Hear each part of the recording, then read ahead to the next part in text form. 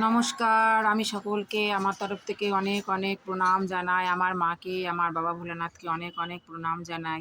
আমি আজকে এই ভিডিওটা দিলাম, তোমরা একটু ভালো করে সবাই শুনে রাখো। আজ মানে সামনের রবিবার 10 তারিখ আগস্ট মাস পরে যে 10 তারিখ আছে, সেই 10 তারিখের দিন আমার মায়ের বিসর্জন হবে। তারপর থেকে মন্দির এখন বন্ধ থাকবে। আবার 17 তারিখে মায়ের পূজা হবে। সেই দিন থেকে আমার মন্দির আবার খোলা হবে।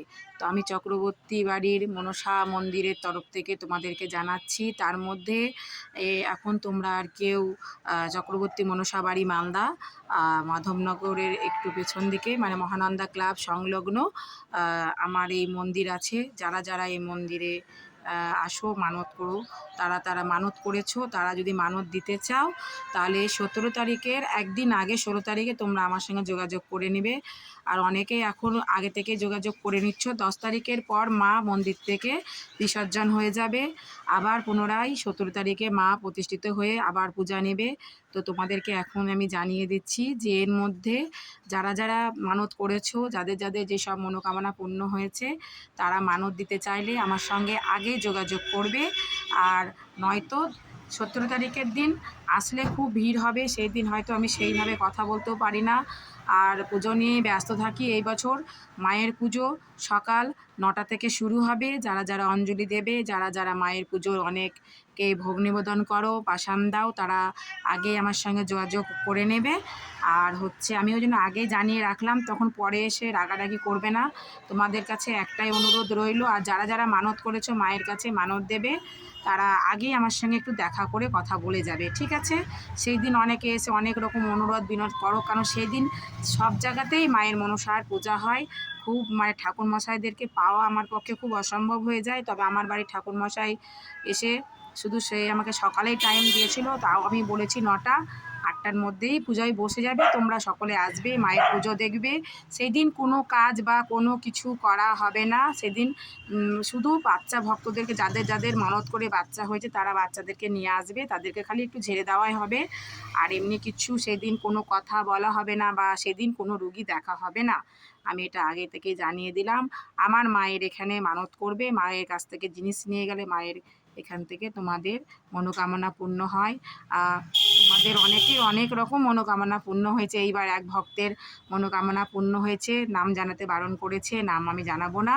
সে এবার বাজনা দিয়েছে, তো বাজনা দিয়ে মাকে আগের দিন শনিবারের দিন আমার মা আসতে চেয়েছে, তাই আমি শনিবারের দিনই 16 তারিখে আমার মায়ের বিকালবেলা আনতে যাওয়া আছে। যারা যারা সেই মাকে আনতে যাওয়াতে থাকতে চাও, তারা বিকেল 4টার মধ্যে এসে মায়ের মন্দিরের কাছে আসবে, এসে সবাই মিলে আনন্দ করে নেচে মাকে নিয়ে আসবে।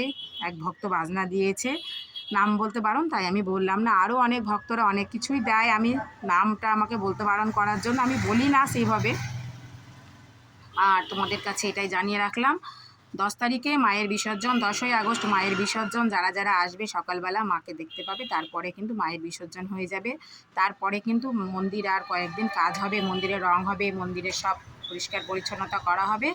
এই কদিন 17 তারিখ 16 তারিখে মা আবার পুনরায় থানে আসবে, আর 17 তারিখে পুজো হবে। তোমাদের কাছে জানিয়ে রাখলাম এই ভিডিওটা। আমার মায়ের এখানে অনেকে এসছে, অনেকের কেস মামলা মিটে যাচ্ছে এই মায়ের কাছে মানত করে। এই মায়ের কাছে মানত করে অনেকের সন্তান হচ্ছে, ক্যান্সার রোগ দূর হয়েছে, অনেক মনোকামনা পূর্ণ হচ্ছে, চাকরি হচ্ছে সবারই।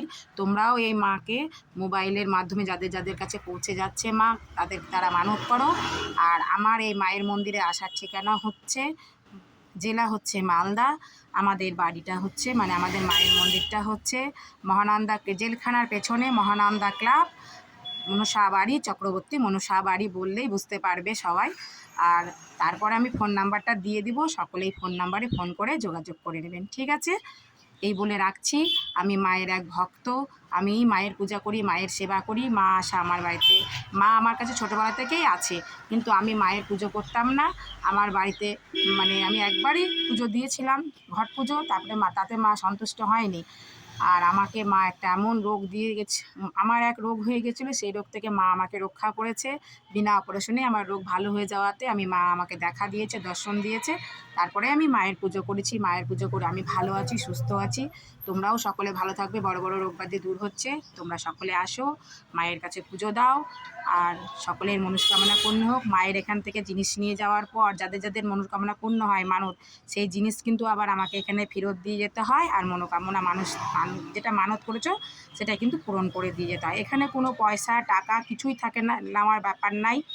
আর এখানে শুধু মায়ের চরণধুলি, ফুল, আমি এসবই দিই।